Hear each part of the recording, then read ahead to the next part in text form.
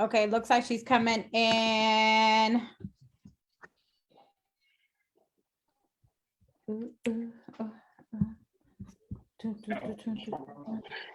It's not stripping, it's coming. That's why I say you can put some construction screws in it. So if you ever have to repair this, because you can change these. You can put better ones. Live, y'all. We're live.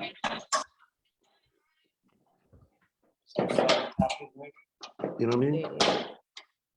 Hey, Diane. How are you?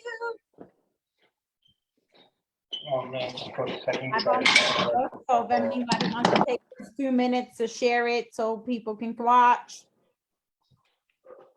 So we're super excited.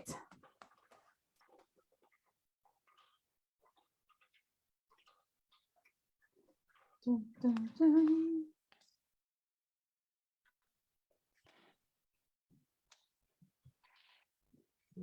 You're muted.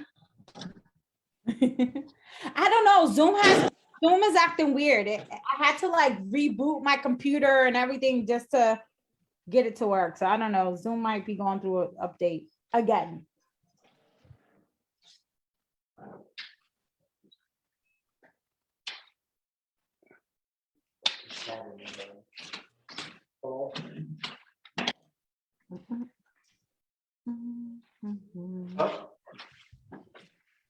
That work? Yes. I know, right? I can hear you both, but I couldn't get that. I couldn't unmute. Okay, good. All right, guys. Good evening. Good evening. We're super excited to have Senator Dianne Wilkerson here, who's running as candidate for the 2nd Suffolk. So we're super happy to have her here. As you guys know, with the Southern Roxbury Community Partnership, we like to have real conversations, and we're, Dianne Wilkerson, thank you for actually responding to our email and joining the conversation. An email has gone out to the candidates, and you've been the only one that's responded as of yet.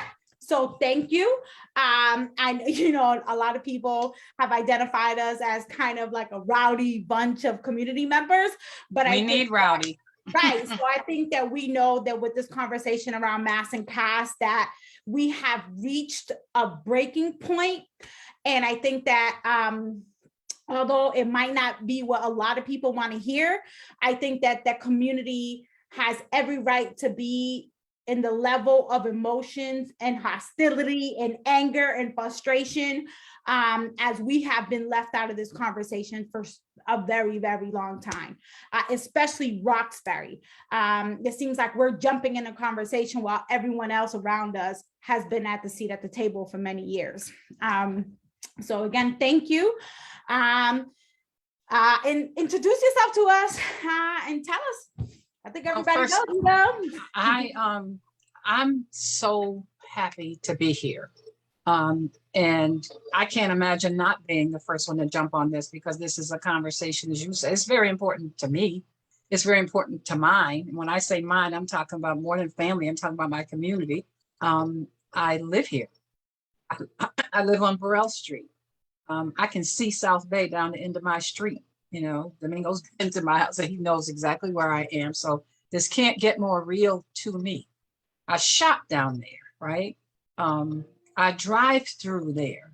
And so I'm very aware. In fact, I have to tell you that this is part of the reason why I decided to re-enter politics. I was very happy. I was privileged and blessed to have served in the state Senate for 16 years. And we did some incredible things. And I really did feel like, this was behind me. I didn't really plan on this, but you know what? Then COVID happened, and all of the things that, many people experience got magnified here. And the level of frustration for me is where people are relative to mass and caste because of this. From the beginning, when I didn't really know, like anybody else, it was coronavirus. That's what they told us that we call. That's all we heard that in February of 2020. And in fact, I had just moved my mom to Landmark. She was in a nursing home in Natick. It was too far. So we moved her in Mission Hill on February 29th, because it was leap year, 2020. 1 week later, they went on lockdown, and we were not able to see her in person for almost 10 months. And so even though we didn't know all of what it was, here's what I knew, just because I've been Black all my life, right? I knew that it was something bad. And I knew that if it was bad, Black and Latino folks are going to get it worse than everybody else. So we better get ready. And that's when I started calling around to my friends and saying, hey, folks, we need to get ready for this. And that's how the Black Boston COVID-19 Coalition was born. Just us talking, get in front of it. What is this thing? First, advocating to make sure we get education. You would think that we had asked somebody to give up their firstborn. We just want education, right? And then it was, well, how do you know? Well, how do you know if you do? You got to get tested. Well, okay, where do we go, right? Where do we go? They said Black and Latino folks are going to get it worse, right? So where do we go to get tested? From February in 2020, when we heard about it. In fact, I just posted this morning, I think, because it popped up in my Facebook memory. 2 years ago today, we had the first testing van in Washington Park Mall, first one in Roxbury. Took us from February to June. And in 24 hours, we had almost 3,000 people from our community that showed up over there. Oh, you know, those people don't want to get, almost 3,000 people in 24 hours, a Wednesday and a Thursday, June 16th and 17th, 2020. And everything since then has been a fight. But here's what I know. This is the thing that really tips it over the top for me. We have in Massachusetts an incredible congressional delegation who did the job. They delivered $142 billion to Massachusetts for COVID-related services, the majority of which was supposed to go to Black and Latino communities because we are the vulnerable community. And I'll tell people every day, and I'm going to keep telling them until September 6th for the primary, look up Blue Hill Avenue, look down Mass Avenue, look up Warren Street, look down Columbus Avenue, and tell me where you see any demonstration that there's been 142 billion, that's 9 zeros spent in and around this community. That's what got me here. Right. Every week, every month, right? We are writing our elected officials saying, hey, you know, we need some test kits. Hey, we need some vaccine sites. Hey, we need PPE. Hey, you know, I know y'all got all the money. Hey, you know, Roxbury, Dorchester, Mattapan, where you at? In 24 months, we were able to get a grand total of $100,000 from our elected officials who represent us, who represent the most vulnerable communities, right? $100,000. Now, we had to raise money. We raised $2.7 million on the phone, writing, emailing. I personally raised almost $2.5 million of that, 2.8. We got $100,000 from the collective effort of our elected official. And that most impacted community. The capital city. Right. Let's keep saying it. The most impacted community. Now, you know, the legislature did something very unique this year. And I don't know if you saw it, but in December, you know, they did the big ARPA bill. Everybody, this was the recovery bill, right? Recovery from COVID. Again, supposed to go to the most vulnerable communities, the most impacted communities, which to me would mean we get more than everybody else, right? Right. Right. That's how we felt, Diane, right? When all this hit the fan, when we found out the previous mayor of the city of Boston approved a comfort station without communicating with the most impacted communities, that this was a decision that was made during COVID, that communication was not shared with the community. We found out when we're like, hey, there seems like a lot of people over here. Something don't seem right. And then we just started seeing a whole lot more of lewd acts, people injecting themselves on your doorsteps, urinating, defecating on your doorsteps, more carjackings, more robberies. And we're just seeing this all unpack, and we're like, where was the memo?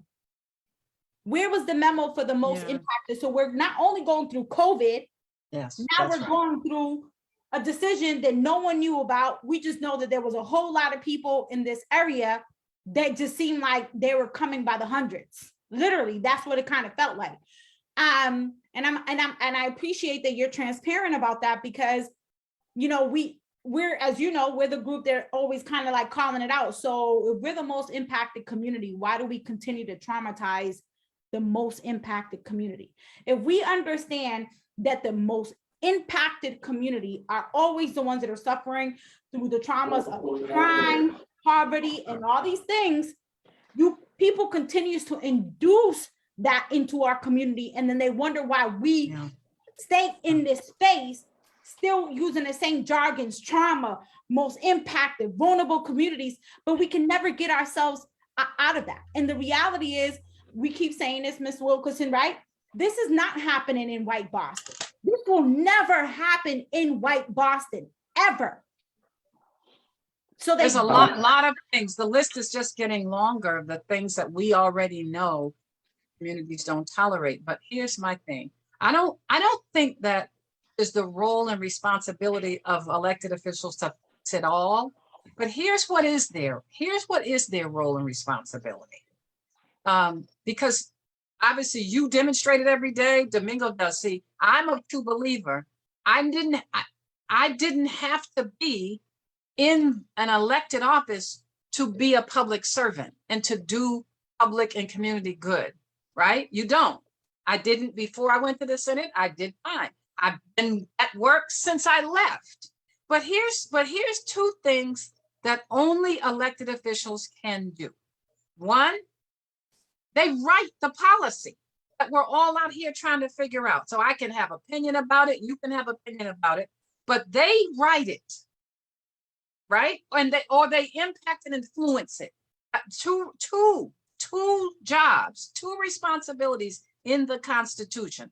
It's not about events. It doesn't say go to a lot of events. It doesn't say get dressed up and do a lot of glam shots. It doesn't say take a lot of pictures and post. It says you impact policy. That's why they call them lawmakers. You're supposed to make some law. That's one. What's the other thing? You are responsible for directing the resources that are available to your district in an appropriate amount to do what needs to be done. Impact the budget, impact COVID funds, impact ARPA, whatever it is, you got to make sure that whenever there's a pie to be sliced, you got to make sure that your district gets some of that pie. And my position is that they have fallen down on both counts, period. It's not personal. You know, there are a lot of strengths that people have, but if you can't do those two things, you don't need to be sitting in the State House, period. Look, I know that in the ARPA bill, I'm sure you know this too, there was, in fact, a $5 million or whatever that from Mass and Cast that Representative Santiago was a point person on delivering that. And I'm grateful for that. But here's the deal. So what? It was $5 billion. And what we need is a whole lot more than that. And we need to see it for what it is. It is a statewide issue. And I believe that there's a way to make and hold accountable all of the other communities who get to turn their head and pretend that these folks popped out of the houses in Roxbury, because they don't. You know as well as I do. I don't see the condition as a crime. This is an illness. It's a disease. Right. That's what addiction is. And we should treat it like that.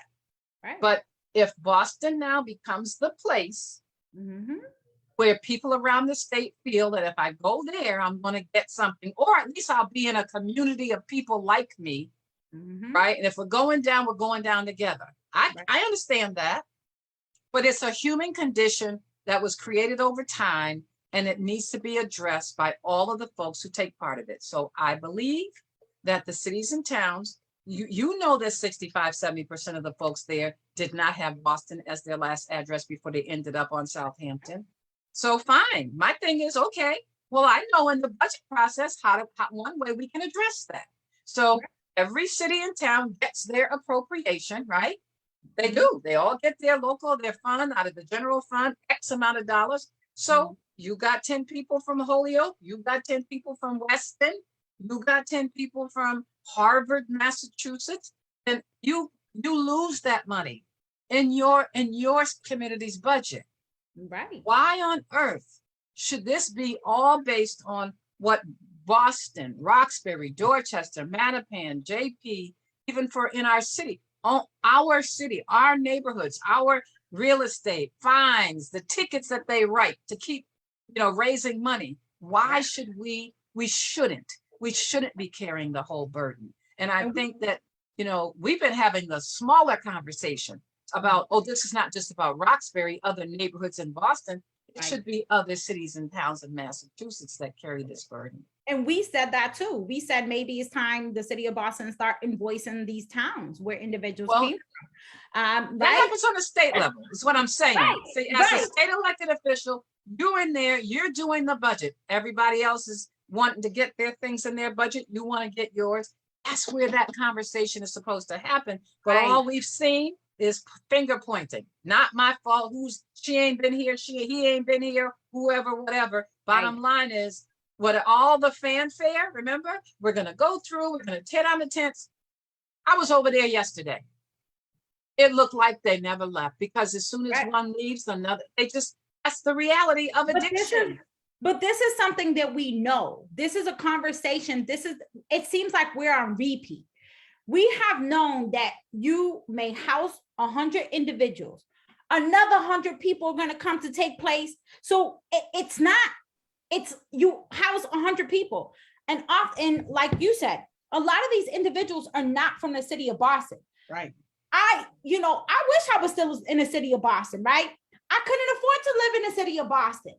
So there are people like myself who have family who still have all of our ties, our medical care, everything in the city, right? But we can't afford the city because the rents keep going up.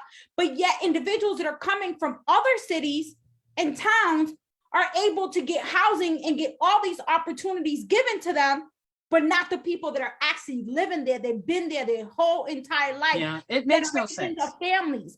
So we're getting kicked out.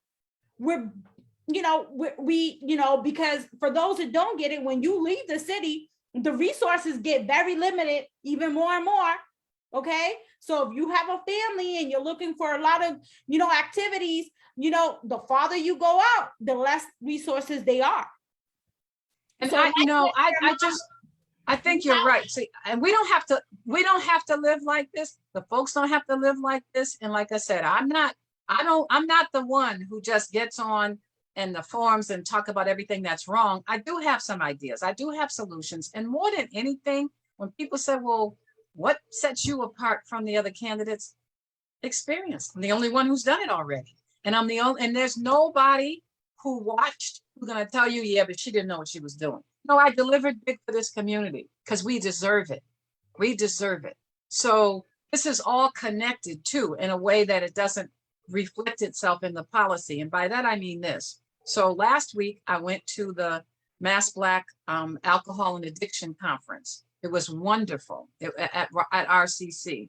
And one of all the things they said, there was one thing that stuck in my head that gave me a headache, because I know that when I left in 2008, we had 6 Black alcohol addiction centers in Massachusetts where you could go, culturally competent. We had we had 5 Latino centers, Latino women, right? The brothers, we had them, right? We had them. And the reason we had them is because I stayed with the rest of the caucus, right? Not just me, because there were people in the House too, the Gloria Foxes, the Shirley Owens Hicks, the Byron Russians, because you don't do it by yourself.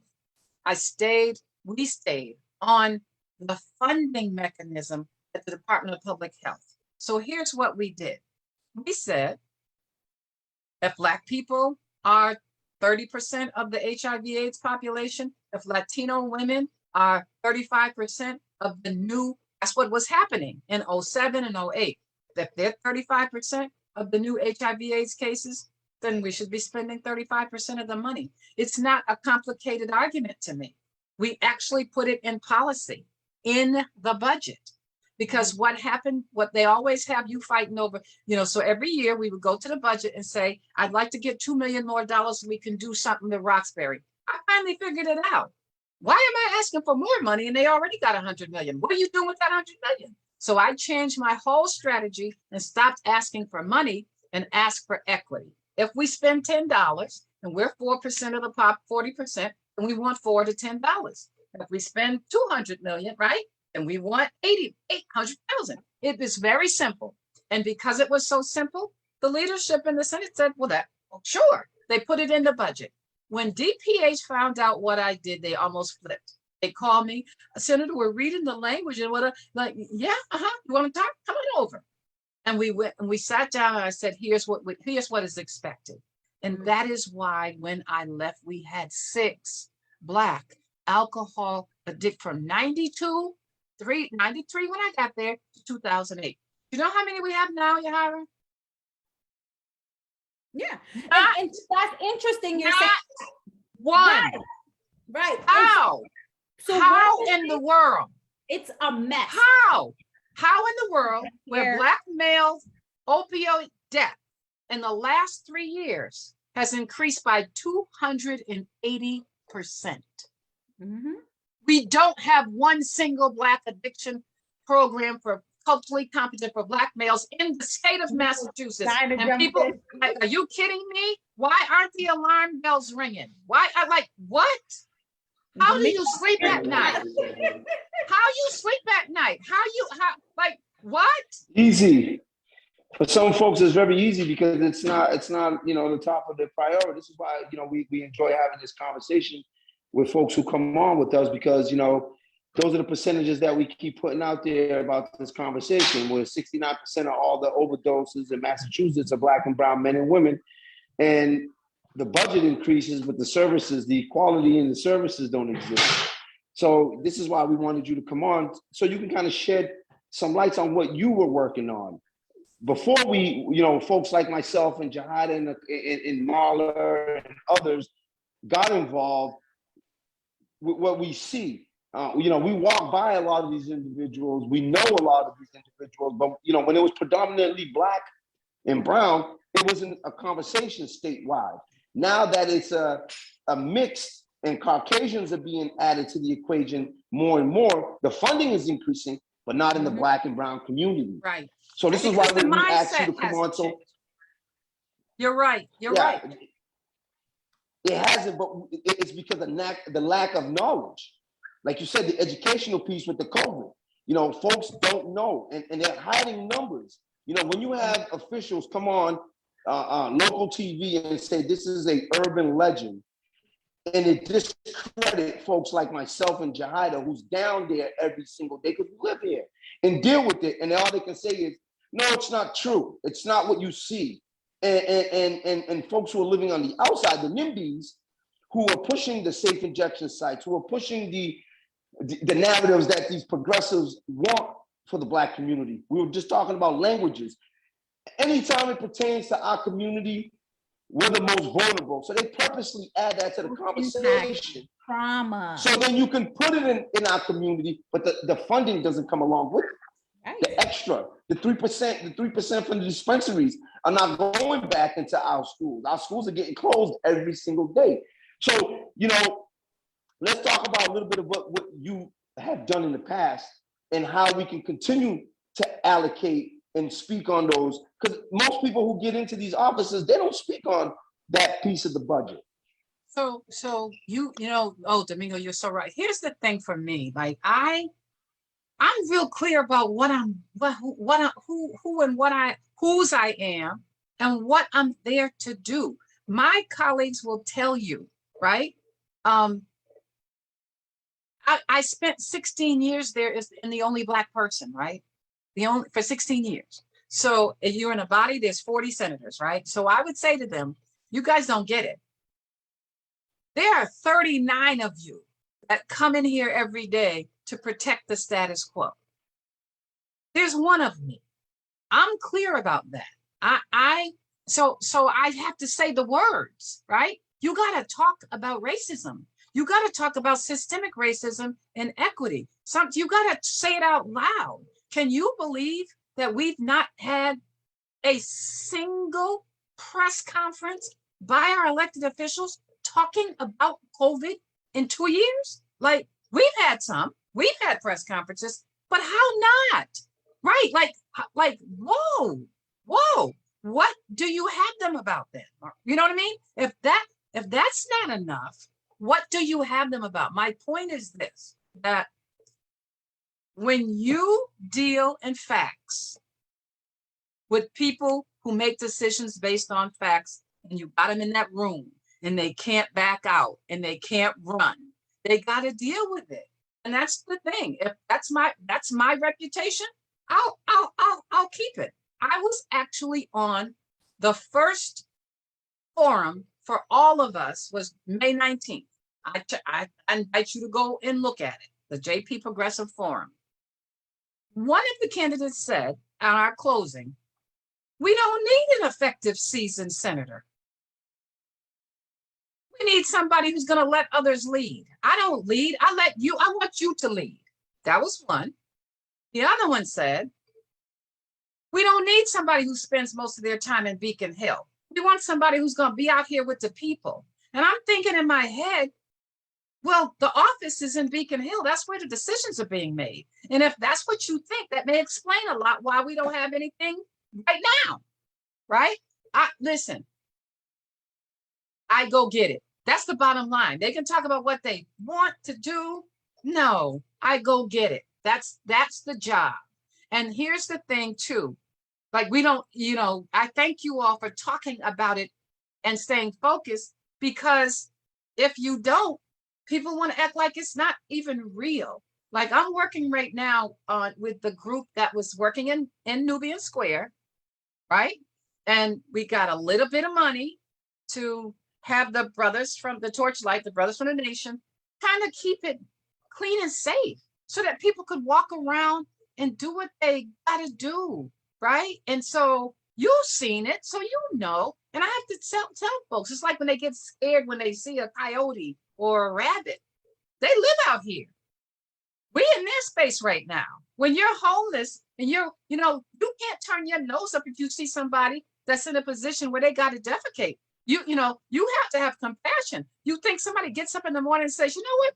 I'd like to live on the street and have to crap on the ground in front of people and urinate on myself. And I'd like to bathe once every 2 or 3 weeks. Nobody has that plan. And when that happens, this is not about a criminal process. And by the way, it isn't for other people. The family van goes to the communities outside of Boston. They take medical services. The Board of Health, holds meetings to talk about what we do. In Roxbury, the Fed's van backs up. That's a fact. That's just not my thinking. That's a fact. Right now, the little bit of money they had for the program they were doing in Nubian Square ran out. I mean, you want to know? Go up there in another hour, and you're gonna see. Because they know the brothers are not there because there's no why in a world where you saw an article in the Globe last month, I'm not sure you saw it like I saw it, Massachusetts is flush with cash and they don't know what to do with it.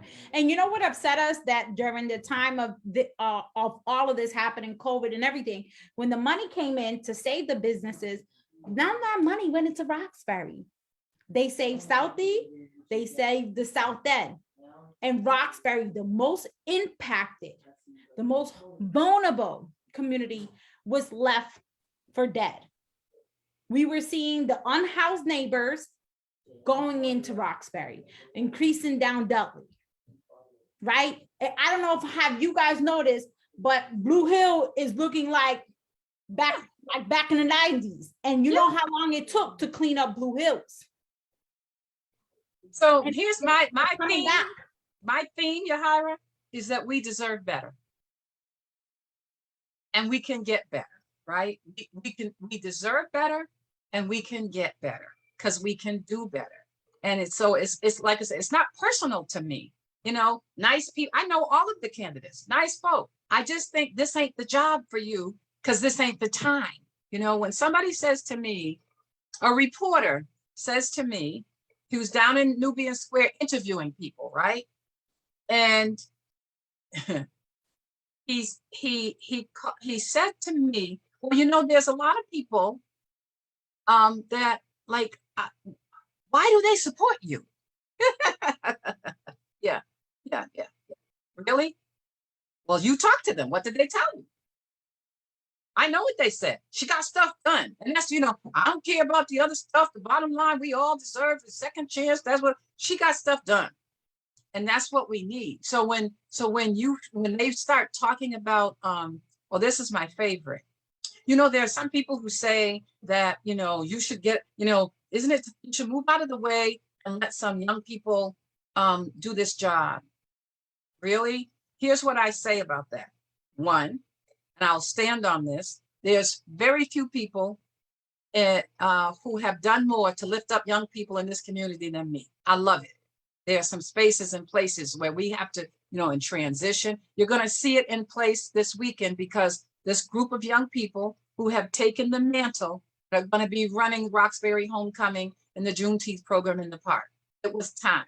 But you know what we did? We sat down, we had a conversation. I brought the organizers who have done it for 30 years, sat them across the table. They showed them pictures. They showed them what it was. And I said, you have to understand the privilege that is being put on you.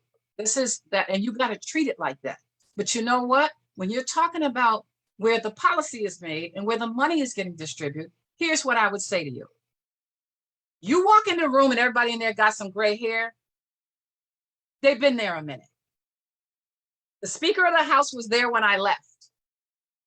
The Senate President was there when I left.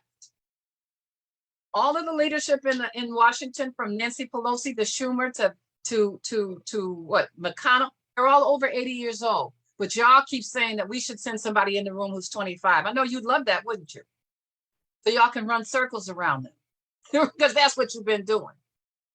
No, right now, what we need is experience. We do. We need experience. And like I said, and that's what I have. And we need to go get it. This is crazy. This is really, really, really crazy.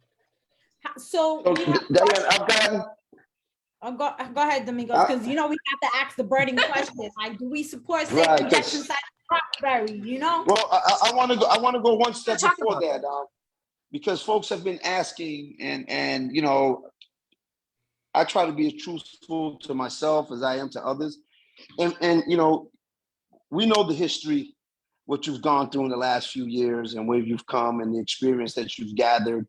That, you know, in my eyes, sometimes folks look down upon that, but it's an experience that enlightens folks and puts you in a position where you're more humble than you could ever be, right? So I want to give you the opportunity so you can address that, so we can get the elephant out the room, and you know, so people can understand where you're coming from. You know, we all make mistakes. We all deserve an opportunity to correct our mistakes through the actions that we do. And you putting your name back in the hat, getting back on that horse, in my eyes, it speaks a lot. You know what I mean? It's not like something happened and I'm running from it. No, something happened and this is why I'm back at it. So Right. What would you say to folks out there who want this question to be asked, you know, with your experience of what you've gone through? How would you gain their support from that experience? And I'm going to start with the latter point that you made, Domingo, because I had to get in my own head right, straight place, because I knew what making the decision to step back in it meant, that I was going to have to deal with this, have to talk about it. And so clearly I made that decision. I'm fine with it. Fact is, I've been talking about it to anybody who's been around me and asked. So here's what I say about that. first, people who knew me or knew me at all, and people who knew Chuck Turner, that's what I say. Like, you ought to know that there's a whole lot more to the story than you ever know. And I'm saying one day, it ain't for me, one day that story is going to be told. The biggest disappointment to me is that it was not told before Chuck Turner passed away, because he didn't deserve to leave this earth and not have an opportunity for the truth to be told. That's number one. People will learn it sooner or later. But here's the other thing that I know, that there were a lot of people who depended on the work that I did. A lot of people who were disappointed and felt let down because of what happened with me. And I don't really know what I can say to them or to tell them to really explain the deep, like the sadness, the regret that I feel.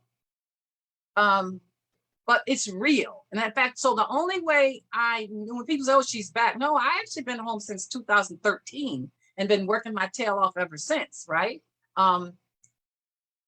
That's all the way I know how to do it, is to just work, is to work and keep moving, because this public service, number one, is my passion, but it's how I show people what I think about my community. I don't even know that this makes sense. The other thing I would say is, there's also nobody who would deny that before I left the Senate in 2008, I was the biggest advocate for Corey reform, criminal justice. I mean, it goes back. I mean, I worked for Governor Dukakis. I did commutations and pardons, and that's what I did. Here's the thing. I thought I knew a lot. Honey, be on that other side of that of the door, and you really get to know the reality of what this system is all about. And what happened for me is, within a matter of minutes, when I got to Danbury in Connecticut and got to meet the women that were at the federal, it was a federal women prison camp. I got to meet the women. I realized I can't, like, people will say to me, Yahira, she don't look contrite. I'm not even sure to this day what that means or what that look is, because remember, I spent 16 years in a place where people would tell me every day, you don't look like a senator. I'm saying, well, what does that look like? Right. But so the only way you know that is by what people do, not how they act. It's by what they do. And here's what I learned, because I had some sisters that were actually a Latino sister who was waiting for me, introduced herself. Name is Lily. She's from New York. And some of the sisters from Boston had sent her down because she was the driver. She came to pick me up. And she said, she saw me in the waiting room. She said, you're Senator Wilkerson? I said, no, I'm Dianne. She said, they told me that's what you were going to say. I came to drive you up the hill. And within a matter of hours, I got to meet all of was 200 women. Like, they literally took me from bed to bed. This is so-and-so. She's here for 120 months. This is so-and-so. She's here for 180 months. This is so-and-so. She's here for 90 months. All nonviolent offenders, mostly Black and Latina. Almost all of them were the chief caretakers in their families before they got snatched away. And almost all of them were nonviolent drug offense, right? And I learned so much from them. And I tell people that because you know me, you got to know, one, the reason why I didn't look scared is because I wasn't, because I believed always, this way I live. God's not going to let anything happen to me that he doesn't intend to happen to me. If I'm in a place, it's because he wants me to be in that place. And that's the way I saw that, right? And I don't like it. It's the ultimate sacrifice is to lose your liberty. But I said, I'm going to be here. I want to, honey, they were so sick of me. They were like, she got to go home early, because I was doing Kwanzaa, teaching women's history. It was like, but and I don't want it to sound like fun, because there was nothing fun about it. There's nothing fun about it. But here's my final comment, and I could ramble on about this, Domingo. I feel like I spent my whole professional life working to defend and protect and advocate for a community of people that I thought were marginalized, people who I believe deserved better, people that I believe deserved a second chance. So I would only pray that I would be extended the same courtesy that I've extended to my community and my family my whole life. And for people who that's not enough, I don't know what I can say, but the response has been incredible. One of the reasons why all you're reading is because people understand that with a district that is focused in Roxbury, Dorchester, Mattapan, Hyde Park, that's where we live. And so I'm the front runner. I don't have to, like, I know that. One, because I know people, and there's gonna be very few people in this community who don't know anything about me. Even if it's like, well, yeah, isn't she the one? Yeah, she's the one. She's the one. There's some things you can't undo. You just try to work every day to make people understand that I'm still there for you. It's still about you. This race is, because Lord knows I could have stayed home and minded my business and I would not be dealing with all the craziness. But that's who, we all have a role here. Like, we all have some things we do. I watch what you do, D'Amico. Like, this ain't your job. Like, it's not the one you get up and go to, like, but there's a passion about what you do that is based on love for community, right? That's the way I feel about what I do. I'm okay. Like, I'm okay right now where I am, but I've never felt that it's going to be okay for me to lay down and be peaceful if it's not okay for everybody. I got to be concerned about what's happened to the folks that live on either side of me. I should tell my sons that. It's not okay just for you to get up and walk out the door and go to school and be okay. I need to know where the child on either side of us, because they're going to be sitting on the same bus with you. You're going to be bringing them home and telling my mom, I'm going to marry this person. So that to me is, we weren't supposed to be alone as people. We weren't supposed to live alone. And if anybody didn't know that, COVID taught us that for a fact. This isolation kicked our community's tail.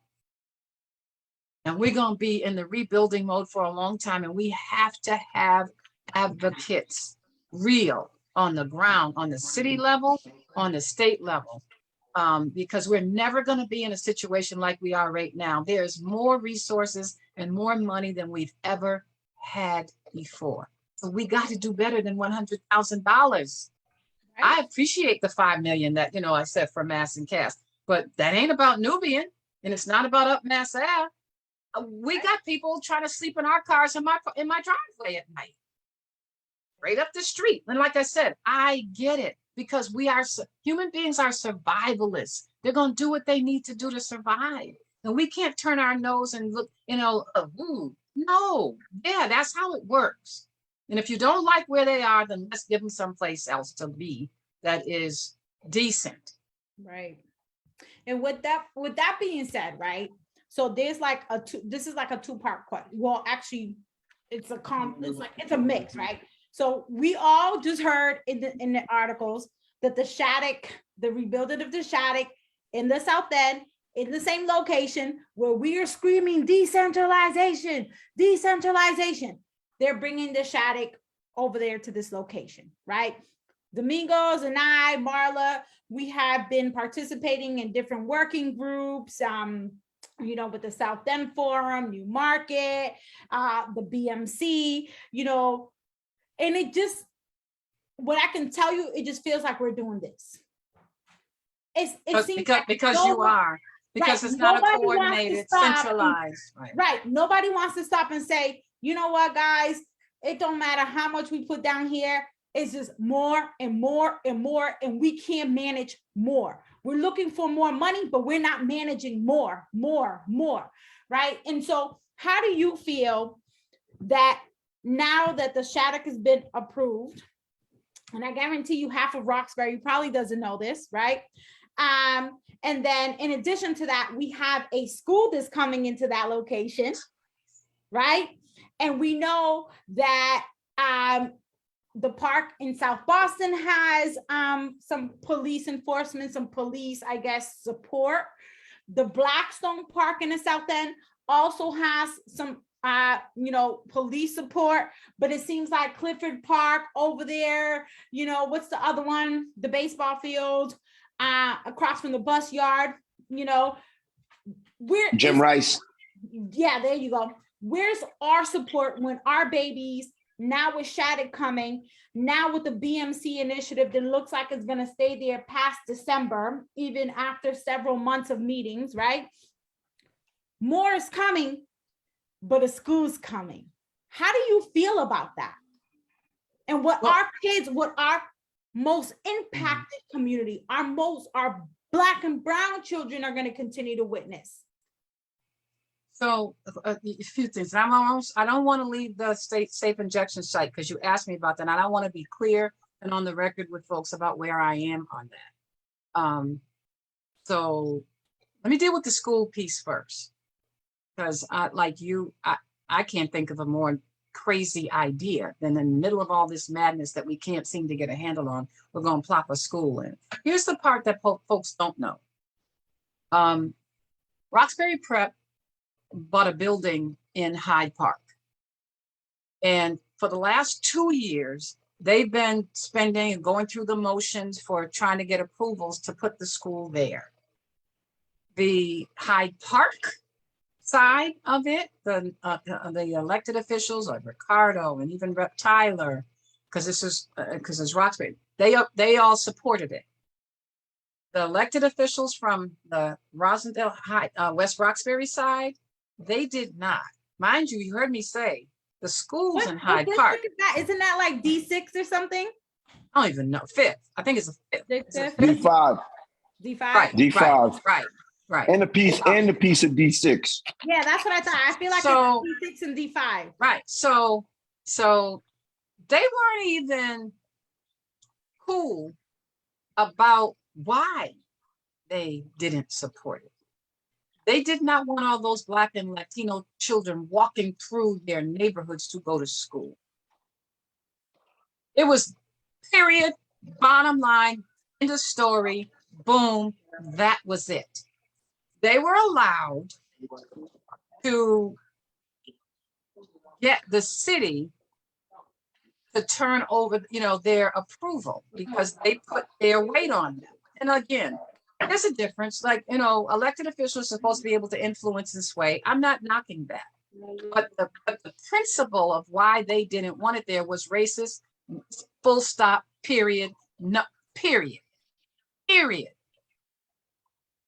They didn't want to have those children walking through their neighborhood next door. Well, first, kids don't live there overnight. So very quietly, they threw in the towel because they need to get a school built. And so now they're gonna bring them and plop them into the middle of Sodom and Gomorrah. Like what? So, but again, see, it's okay. It's okay because they're Black and brown kids, right? Think the same thing, Malcolm X Park right now, right? Community is fighting because they tore up the turf, they tore up the sod. It's the largest Latino used like baseball, softball field, right? I think they've been there 20 years. And then the kids, playing the basketball court and they're playing soccer, tore it up to put down turf, right? Mind you, Oaks Bluff and Martha's Vineyard and 3 other cities and towns in Massachusetts just imposed moratoriums on turf because the PFAS and the materials are harmful to the groundwater and harmful to health and exacerbate respiratory illnesses. We have the highest percentage of asthma, childhood asthma in the state within a 2-mile radius of Malcolm X Park. So I guess it's just F them, right? Kill the kids. Because the mayor says we're going forward with it. They went over last week and tore up the field. And the thing is that because Bob Kraft is going to give them $2 million to put down sod, the Revolution tore up the turf that they had up there where they play because it wasn't safe. And if it's not safe for the kids in Nantucket, and if it's not safe for the kids in Oaks Bluff, it's not safe for the kids in Roxbury. What about that don't you understand? And I think that, again, haven't heard, other than Counselor Tanya Fernandez, haven't heard anybody over here say peep. like the electeds, the ones who are in the room meeting and talking with her, like it's like, what are you all doing? That's because people are so concerned. Well, I want to stay on the nice side because I want to get her endorsements. I'm not looking for endorsements from elected officials. I'm not. Because it's the very reason that they didn't do their job that I'm running. So I'm not looking for endorsements from elected officials.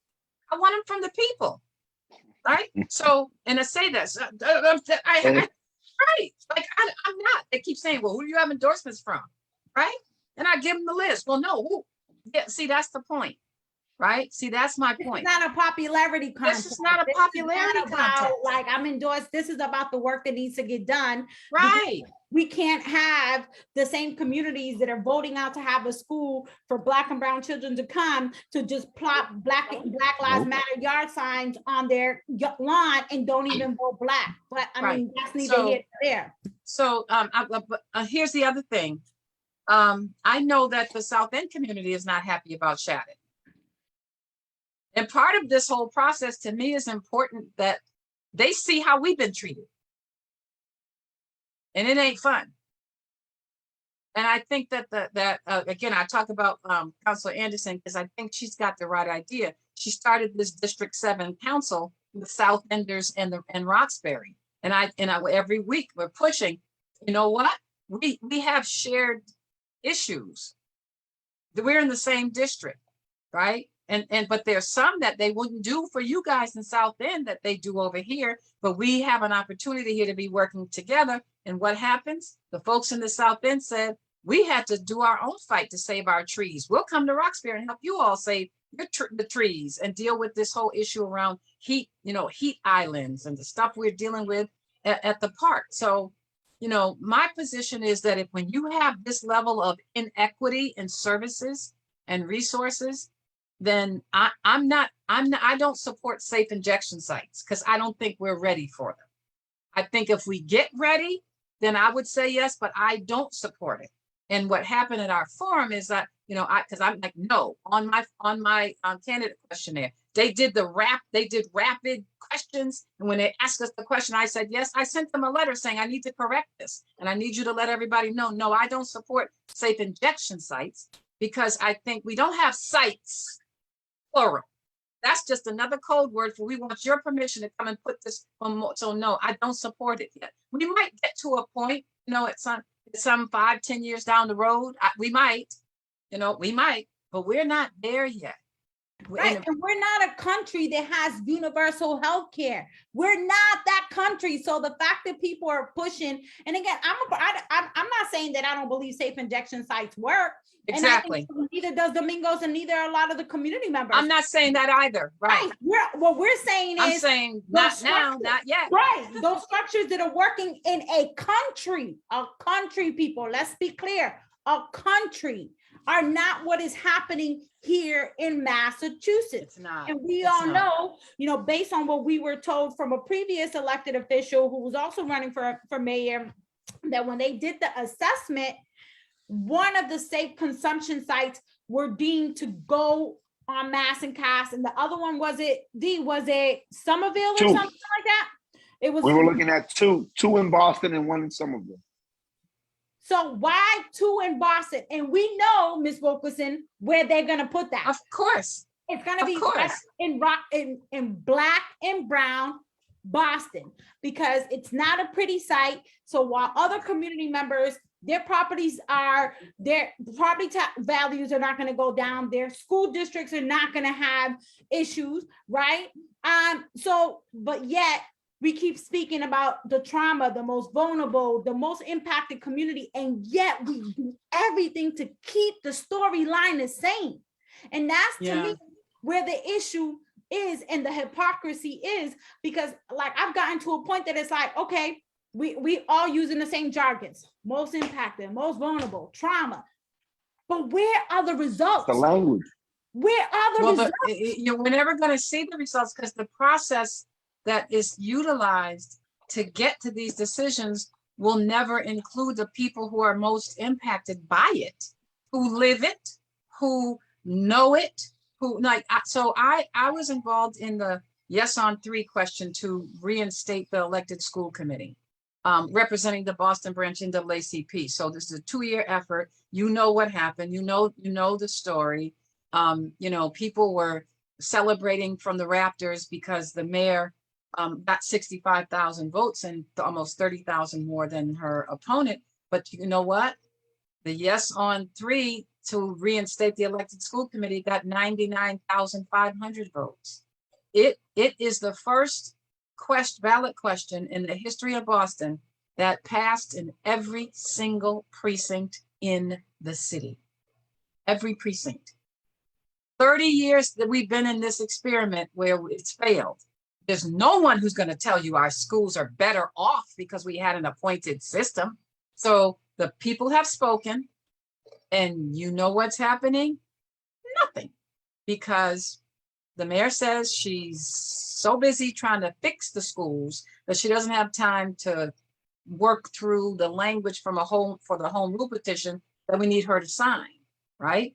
And so it's not going to happen in 2022. And again, so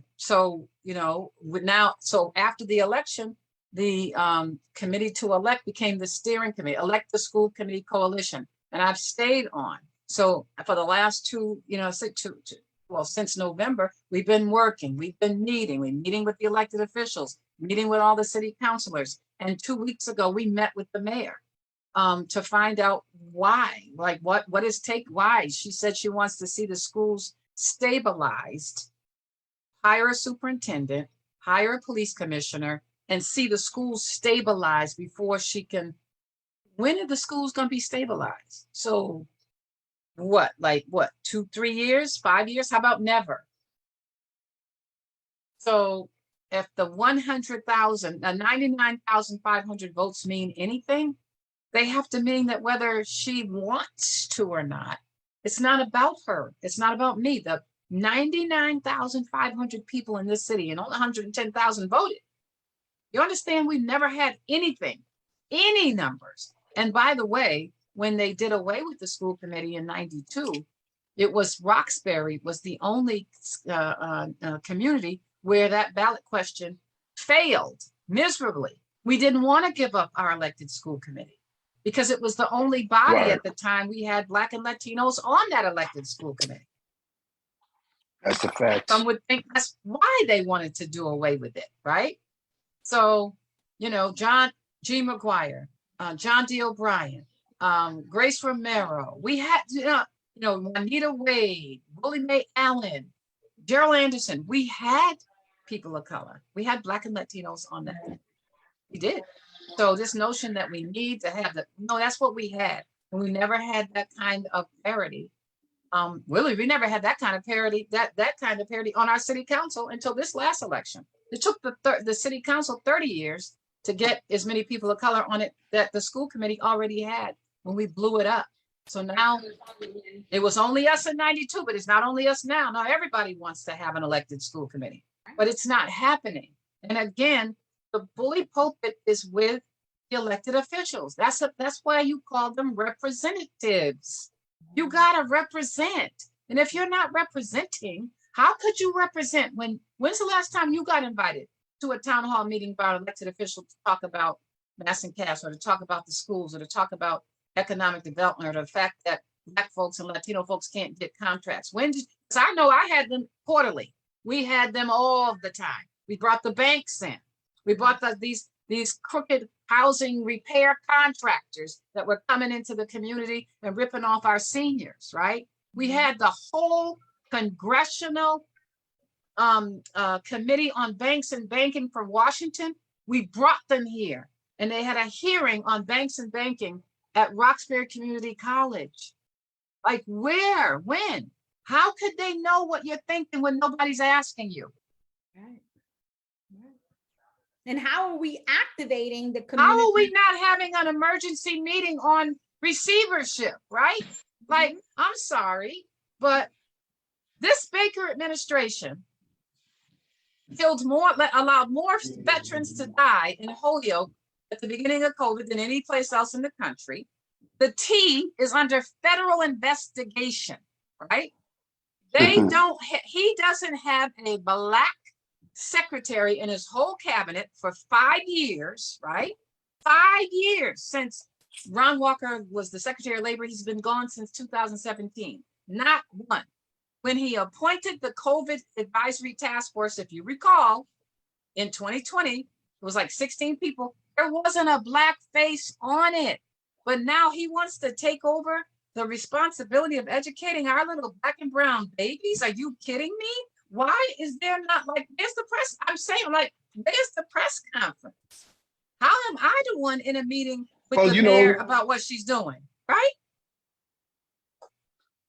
Well, what we notice here in Boston, there's a lot of lack of accountability. We come together on certain issues and then we kind of, push it to the wayside when and folks people suffer. When folks get, what their agenda is being fulfilled, then all of a sudden the rest of the city, as a candidate, that was something that I would bring up. Candidate at large is, you're supposed to bring Roxbury's issues to West Roxbury and West Roxbury's issue to Roxbury and build that bridge. And this is why I appreciate the fact that you came on tonight and give people some insight of where your thought process is on how, to lead and which way you're looking to lead. Because folks here in Boston seem to forget that the voters in our communities, even though they say it's a small percentage, but at the same time, we have some of the highest numbers. There's more people in Roxbury. There's 3 times the people in Roxbury than there are in the South End. And we just need to be able to mobilize. And if we were able to do that, which has been done in the past on certain issues and certain topics, we can be the game changers. Like you said, for 16 years, you walked around the State House as a senator being one of the only Blacks. We gave up a school committee. Not one of the only, the only. The only, right? the only Black. The only. We gave up a school committee where we had, a good percentage of the seats, and our children were succeeding. Our crime rate is back to the 90s. All the programming in the Black communities are being pushed wayside. Our playgrounds are being pushed to wayside. We have parks across the city that's being renovated 4 or 5 times in the last 6 years. And we still asking for nets on our basketball hoops, benches in our parks, drinkable water in our playgrounds, after school programs for our children. And we've gotten to a point where we're doing less and we're spending more, $1.4 billion in BPS, and it's just been increased by another $1 billion for infrastructure, where we know that a lot of these buildings, like great Councilor Yancey had said, we need to build schools. We need to stop patching up the issue and actually fix the issue. So I'm getting messages and folks are actually enjoying this conversation. They see that it's real authentic, that you're speaking from the heart. Some people can appreciate it, some people might not, but at the same time, okay. At least you get the opportunity to. I see you, and I'm listening to you run down that list, Domingo. That's the point. Like, when you're out here and you see it every day, you see it.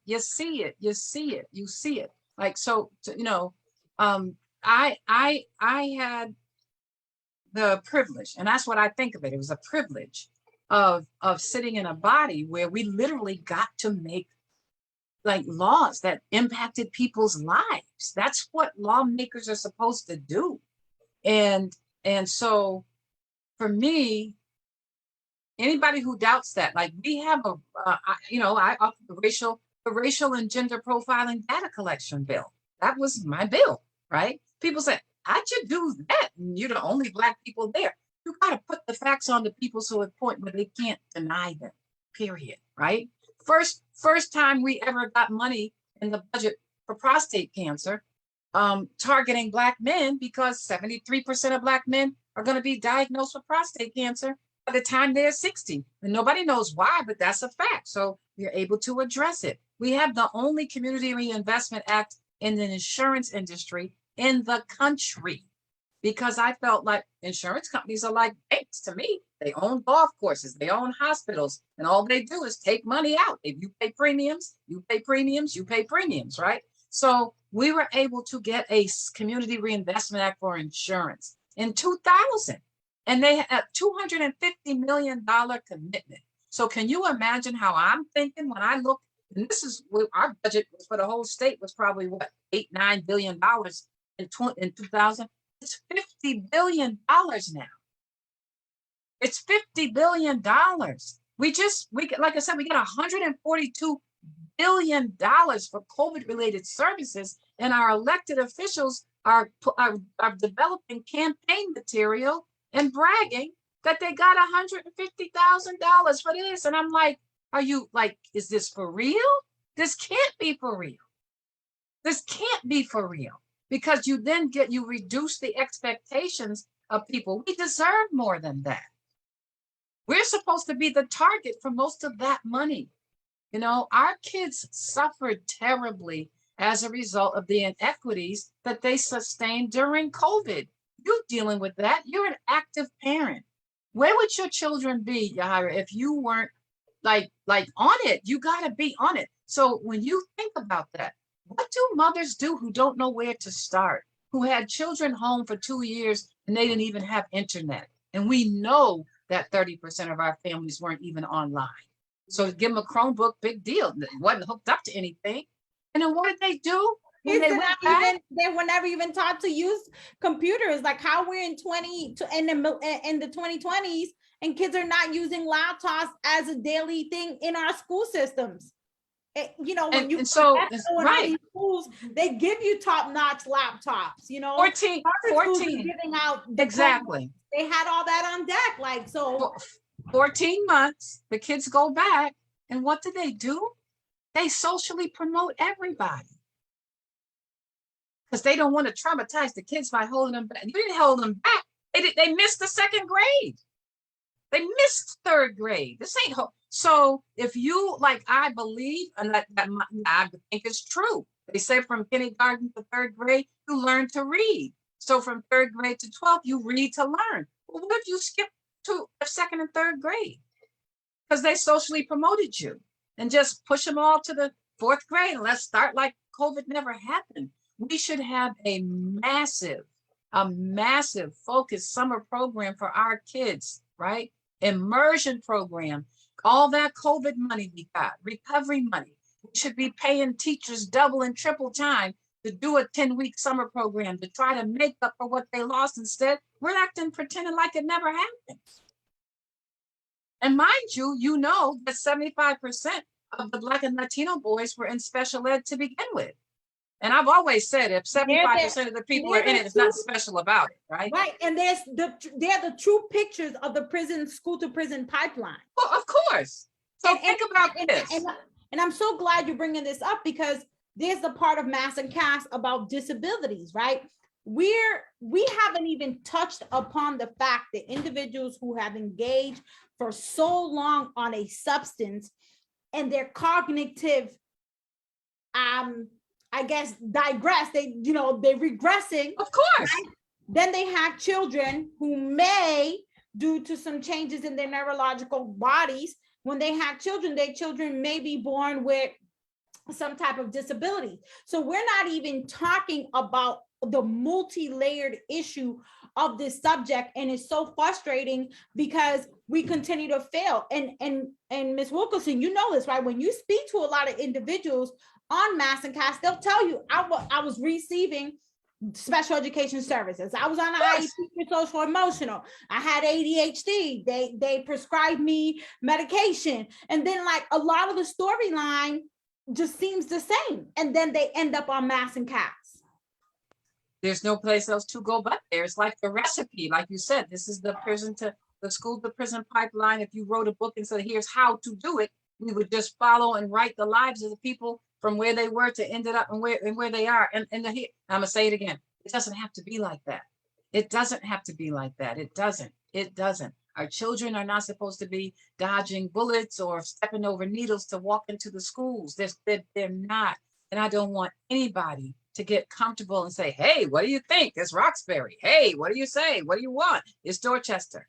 No, we deserve better than that. I deliver. Like, I know we will get better than that.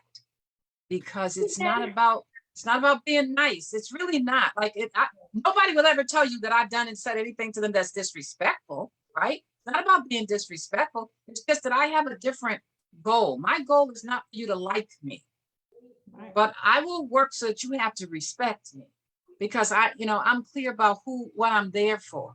And that's the piece, we don't need anybody who spends all their time in Beacon Hill. Yes, you do. Yes, you do. Yeah, because that's where the decisions are being made. Right? That's the biggest piece of the job. Committees are happening. Yeah, right. That's where we can change that language, the most impacted communities. I've never, in all of my involvement, whether as an elected official, a candidate, a supporter, 40 years, I have never heard anybody ever, as part of their strategy, their platform, their political platform, to say, I don't think we need an effective, seasoned legislator. I've never heard that until now. And by the way, I guess, Domingo, I should be like flattered, because I know they're talking about me. We don't need an effective, seasoned senator. Really? So you're saying we need an ineffective and green senator? Because that's the opposite of that.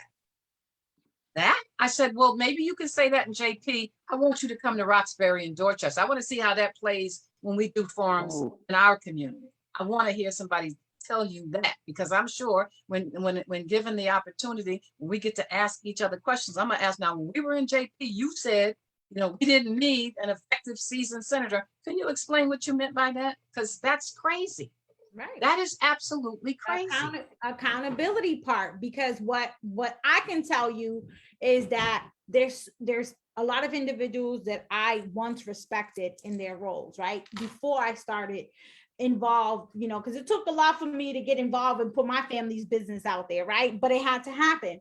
And I can tell you that from my personal experience engaging with individuals who have a seat at the table, and their response as elected, that may not have responded to my email, but tweeted and say, well, it's not in my district. But at the end of the day, you take a vote on it with the rest of your colleagues. So whether it's not in your district, you're still voting on the issue. And not just that, your constituents are down there. Right. Your constituents that are living in your district are gonna have to come here to get medical care, or they're accessing homelessness services, DTA services, or maybe even shopping at Target. So and what I found in this space is that there's a lot of very siloed approaches, but then there is that I want to work in silos, but then when it's campaign time, I need everybody to support me. That's not how things work. Your response in email should just be as equally as effective as your tweeting, right? That's right. And that's right. And it shouldn't be it's not in my district, because I found that there are other individuals who are not in that Mass and Cass are not in their district, but they're actively involved in a lot of these working groups, and they're part of the conversation. So then it's like, why can't we have that same opportunity? And why is it that because it's not in your district, you don't have an opinion? You should.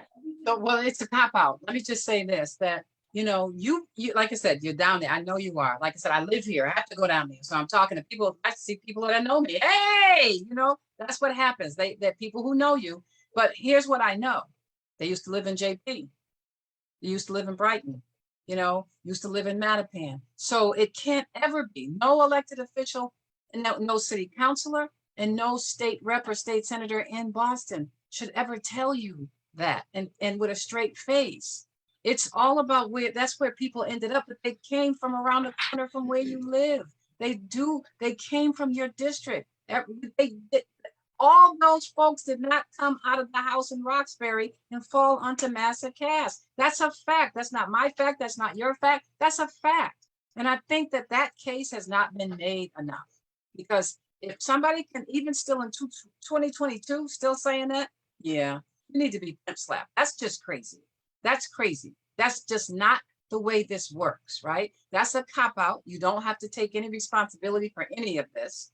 And really, it's all of our collective responsibility, because it was a cascade of bad policy decisions and neglect and racism, right? that got those folks, many of them are white too. So I'm not talking about just, Black folks. I'm talking about people who are marginalized because they have an addiction. An addiction is an illness. It's not a criminal status. It's an illness. And there isn't a family that I know that hasn't been touched by it. So people want to pretend like it's just, we all got to be involved in fixing it. And so to move the Shattuck from, Morton Street to South End, that's not an answer. That's not an answer. It's gonna get worse. Do you know how many more people? And then the question becomes, what about the businesses? And like you said, it doesn't always have to be about the money. It's about language and policy. So I know we're kind of getting into that hour and a half. So I guess this will kind of be our last question. If you get elected as our senator, what do you see moving forward to bring equitable policy decisions to ensure that, one, we definitely prioritize the needs of the individuals that should not be living their darkest time so the whole world, anybody who gets in and off the highway, to see the whole world seeing you in your most darkest time ever, while people are screaming destigmatize and yimbys, nimbies and all that. What can we see from you when you get back to Beacon Hill in addressing mass incarceration that is equitable and past just dishing money? Because we said it in the Zoom several times. The money is not going to go and hit the Black and brown community. It's going to go everywhere else. And we also know that the nonprofits that, again, no slight to them, this does not mean that they're not doing an amazing job. They're not executive directors and are not Black and brown individuals that are getting the top dollars to do the work on mass incarceration. So what can we see from you in addressing mass incarceration in the future? I think that there's several things. I'm going to run them off. One is a program, a response to deliver services from a culturally competent standpoint. That you just spoke to why that's so important. Second, the rebuilding, expediting the rebuilding of opiate, substance abuse, addiction programs that are also culturally competent for the people that they need to serve. Third is a relationship. Like I said, we run from the State House to the City Council, State House to City Council, State House to City Hall on a regular basis, because so many of the things that we did there impacted the city, because there needs to be a comprehensive all-in plan for how we deal with substance abuse and addiction. That is state policy, that is regional policy, that is city policy, and not based on a neighborhood where people end up, but really where they started from. My staff, I'm sure you ask any of the staff and they'll tell you this was our running policy. I had a policy, which I would never change, that every funding vehicle that came through the Senate, my staff had two tasks. You read it. Tell me where the Black and Latino businesses, people are in it, and then tell me where the women are, right? And if they weren't, by the time it hit my desk, we'd have amendments to change this, change this, to change this, because I made sure that that was a policy for everything that moved. We would not be doing a bill, to build a project somewhere, or even the service, or it didn't have that level of cultural competency. And here's the other thing. How the state spends their money has got to be a critical piece. Like, I did lots of work around, used to be some, it's now Supplier Diversity Office. People so much focus about what the city did or didn't do, right? City of Boston, because everybody knows the stats, right? 0.5% of $660 million they spent on 1% on Black and Latino businesses. But here's the thing, 1.1% of 660 million. How about on the state level, they spent $6 billion in 2021 and $11 million with Black and Latino businesses. How is that even not criminal, right? Like, how is that not criminal? And people keep asking why we here, why they don't do this, how are we supposed to do without what everybody else does, right? This is the point. We have Corey laws on the city level and on the state.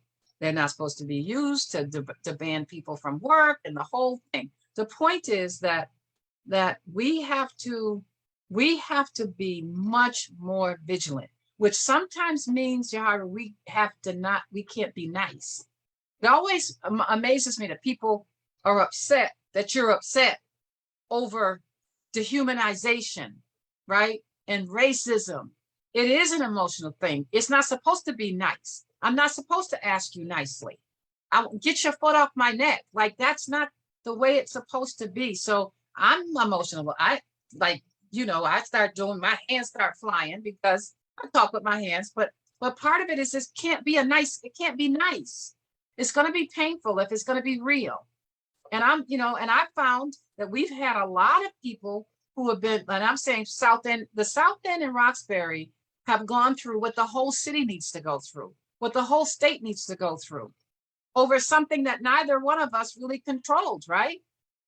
So I had to, I got to talk to Steve Fox, and talk to John, and talk to folks there, because I realized we're in this together, and now they really know. They thought that this was going to be a plan to get it out. Now they end up with a bigger, piece. Think about what, the governor stepped in, the mayor stepped in, remember? And they said, we're going to get houses.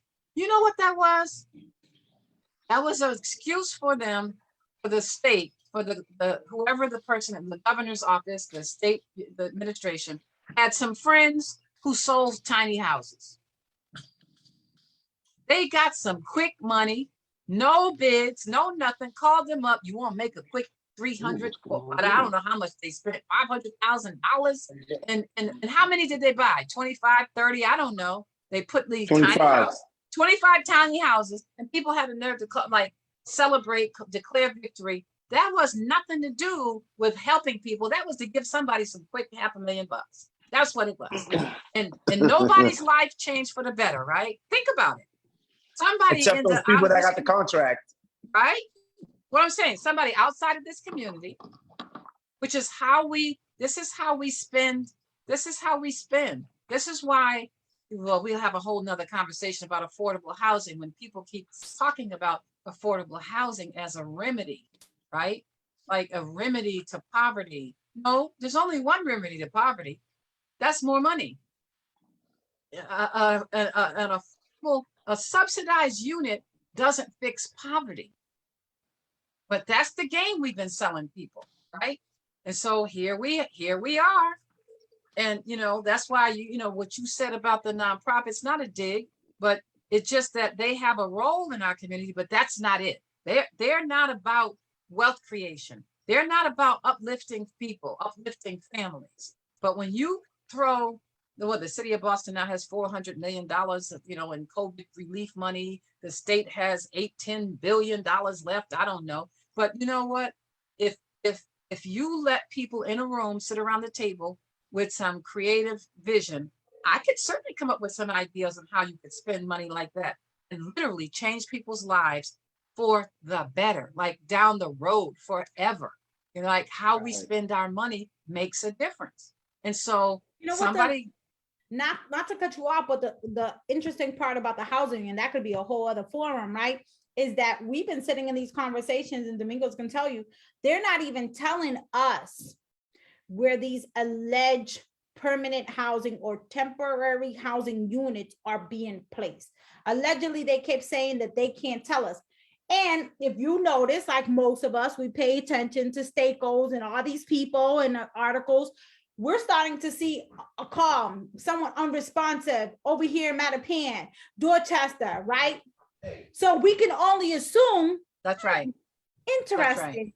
So right. You won't tell us, but then all of a sudden we're starting to see a lot of, if you download the Citizens app, someone unresponsive. And it's literally Dorchester, Roxbury, Mattapan. And again, let me tell you, I come from that generation of people. You talk nice, you pleasant at the table, you try to work it out, but when it doesn't work out, you got to turn over some tables. I think we're at turn over some tables time. I really do, because I don't think people don't pay attention to you any other way. The fact is that we're in a unique position right now in Massachusetts, and that's really how I'll wrap on this one, is that if we want to do right, this is the time for us to do right, because we actually have the resources to do it. But if you don't have somebody that knows what to do and go in that room and say, here's what we're going to do, here's how this is going to work. If I'm going to walk away, if you want me to, hey, you want me to take yours and yours and yours, then fine, give me your money too. I had a Senate president when I was there who understood that, because he was in my office one day when somebody from Worcester came in, and he said, what? I said, you didn't know that, Senator? Said, Mr. President, I get calls from all over the state. And I know that if somebody calls our office or walks in our door, they already been everywhere else. And so my staff was like, oh God, Senator, no. I said, no, we're gonna do it. I was at a point where I would get extra compensation in the budget because they knew. I said, I'm not for turning anybody away. So if the senator from so-and-so doesn't know what to do with this Black mom who has a child in foster care and she feels like she's being railroaded, we're not going to turn her away. But if I'm going to serve her, then I'm going to need some of that Worcester money. That's how I feel about it. And what could they do? They couldn't argue with me because that made sense, right? So that's what was going on. But if you're quiet and you're silent, or I don't really know what it is they do, maybe it's quiet diplomacy. I don't know. All I know is I haven't seen anything that would give me any assurance that we're being represented by the people who are supposed to be doing it, because we don't have money sufficient enough to do what we need to be doing, a mass cast. We don't have enough to clean up what's happening in Nubian Square, and we should. It should not be that the building owners, the nonprofit, or even the affordable housing development has people sleeping in their hallway in Nubian Square. I'm not beating them up, because that's like, I know what happened. They've all exhausted their security budgets. And you had a policy, remember? Got a bid, right, to ensure that there's money in the New Market area, right? And again, no slight to New Market. And where was this flyered up on Shirley Street, right? Was it flyered up in the Cape Verdean community of that location, right? And so we get a wind of it, and the first thing we were told, don't post this on social media. And we're like, okay, but we're still going to tell the people in that community that they can call this number, because you guys should have flyered up that whole entire community, so that because if we look at the map of New Market, that includes Clifford Park. Yeah, it does. I'm just saying. But again, information that is not being translated. And if you're not at these spaces and these meetings, you will not know that there's a phone number and somebody won a few, what was it, Domingos? Like $1 million? I don't know. But where's the security for where my mom lives? For the Northampton area, right? We used to always have security, but there's no more security in those budgets anymore. There's no more in the budgets. And the thing about it is that, they also got rid of the Rule 400. So how's that working when private securities can arrest? And but also remember, the DA's policy is they don't arrest trespassers. And by the way, I'm not saying they should. People shouldn't be arrested because they have to go into a hallway and sleep at night. I'm not suggesting that that's the case. But I am saying is that the services ought to include finding a place for that person, to live. Yeah, the residents in Nubian Square in that building, they were propping the door open for folks. Now, some of the residents saying, well, we got people sleeping in the hallway. That would concern me because it's not safe. I know that. You know that. And I'm not arguing that people should be able to just walk in and sleep in people's hallways. I'm saying that this is a neighborhood issue. This is a city issue, and that we can't just dump it on the individual property owners to fix it up. It can't even call the police for help, right? Because they've said, oh no, this is on the 15 no arrest list. And like I said, again, I want people to be clear. I'm not knocking that. I don't think you should be arrested for being homeless. So I'm not advocating that. But what happens, you got a lot of folks with mental health issues. And so then you get a knife pulled on the security guard, right? That's going to happen. And it doesn't have to be. This bottom line, I'm gonna end the way I started. We deserve better. We can do better. And I'm willing I'm willing to do so. So I would hope, I hope this has been helpful. I want to continue the conversation. And anybody who is wondering, have more questions, feel free, info@wilkersonforsenate.com. I'm on Facebook, Dianne Wilkerson for Senate. And my email is the same too, like newday.dw52. Anybody who wants to call, right? So, because I want to be there. I want to go. I'll come answer questions. And I appreciate you in extending this time. This is important. I hope that people feel it helpful and hope they have learned something. If they don't have more questions, ask. And thank you for joining us and actually responding. We appreciate that. Hey, Dianne, Senator Wilkerson, I'm gonna let you borrow my slogan that we deserve better. I'm gonna let you borrow that. That was my, my 21 slogan, and people don't realize, like, we always talking about, our issues, right? It's always been the plight. It's always been conversations, campaigns after campaigns after campaigns, and what I love about you, this is for me speaking as a person, is every time that I engage with you, I learn a little more. Because I don't know it all. I don't know what was going on before my time. And that's the piece that a lot of us Bostonians fail to ask. Like, what was going on before? So we can have a better understanding of where we're at now. This issue is not new to the Black community. No. It's always been a concern. It's a concern to the Caucasian community, because it's always been pushed aside to the Black community. So this is why I appreciate, the group appreciate, again, out of the 4 candidates, you're the only one who responded with a hell yes. Like, yeah, let's do this. And we understand where you're coming from, because we live here with you.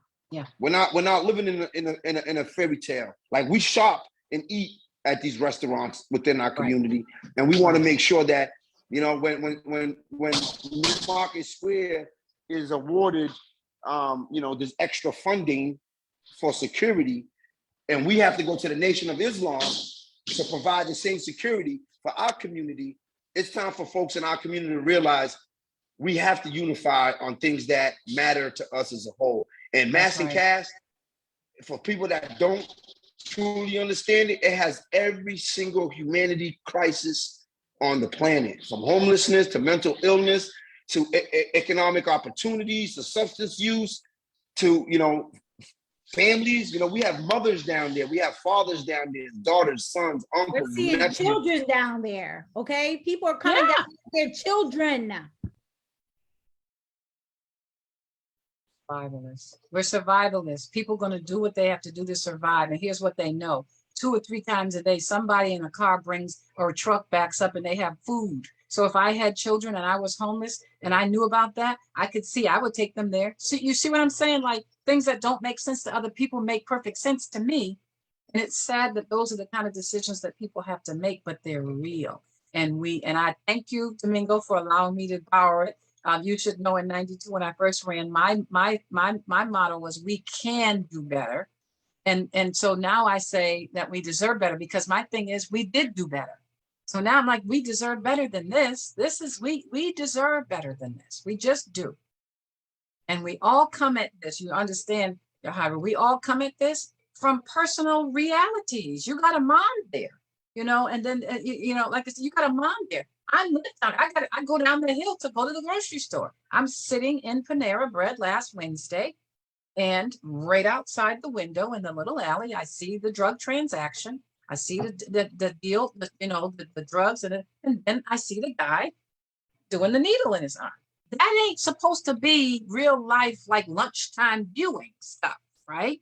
I was in the lobby at the Hampton Hotel 4 months ago, meeting with a friend of mine. Thank God I was facing the door, her back was to the door, so she didn't see. And she was visiting me from out of town. So I saw when the coroner car pulled up, right? I saw the police walk in and get on the elevator. And then I saw the ambulance, and all the time I'm talking to her because I don't want her to turn around. And I saw them come out the elevator with the body in the black bag. And I'm realizing somebody just OD'd in here while I'm sitting in here having this meeting. And I saw them take the the stretcher out, and people just kind of go on their way like, what? What just happened here? Somebody just died here. Yeah. While I'm sitting here having my meeting. I was there. And that's the reality.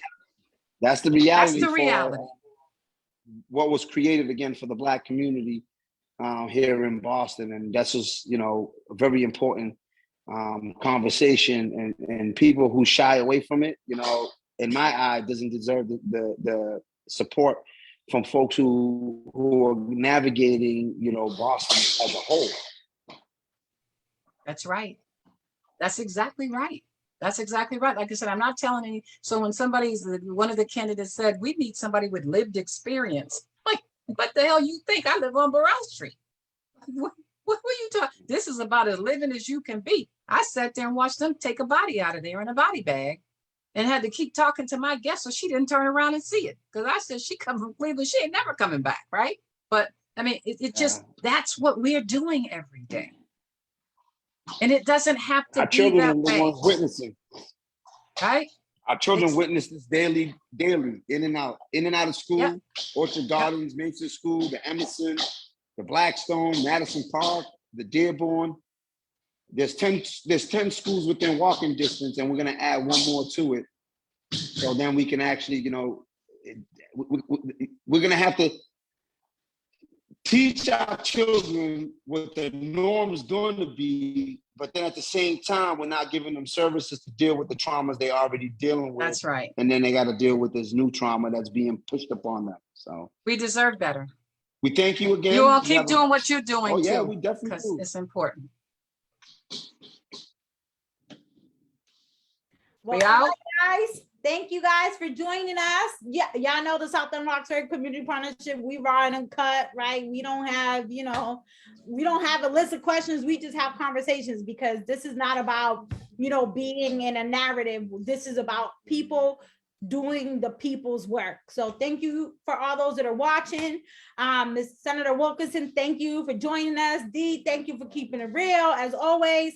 And we look forward to having you on again. Good night, guys. Have a great night. Deuces.